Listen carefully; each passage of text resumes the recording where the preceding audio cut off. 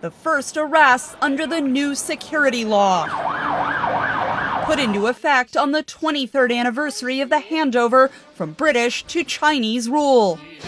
Under that agreement, Hong Kong was supposed to operate under a one country, two systems principle. U.S. officials say that is now effectively over. Free Hong Kong was one of the world's most stable, prosperous, and dynamic cities. Now it will be just another communist-run city where its people will be subject to the party elite's whims. The annual march marking the anniversary of the handover now has very different implications because of the new law, which the U.S. and other Western nations say curbs freedoms, including the right to assembly and free speech. Normally, this anniversary would have occasioned peaceful demonstrations. Instead, the new law has brought scores of arrests and boasts from local authorities about how many peaceful demonstrators they've jailed. New harsh penalties for Hong Kongers for new and vague offenses. New authorities for Beijing to intervene at will.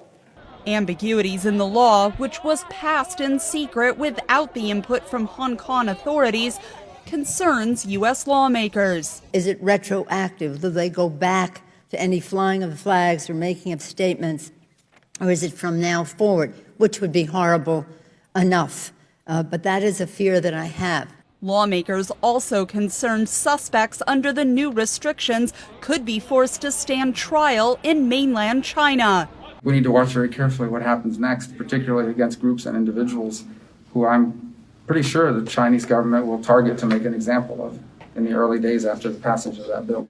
The broad outlines of the law are already enough reason for concern, one analyst told Congress. Extensive involvement of China's central security officials in the enforcement of this law is particularly worrying when we combine it with the broadly defined offenses. The U.S. Senate unanimously passed a bill last week sanctioning officials, banks, and other entities who enable the new law.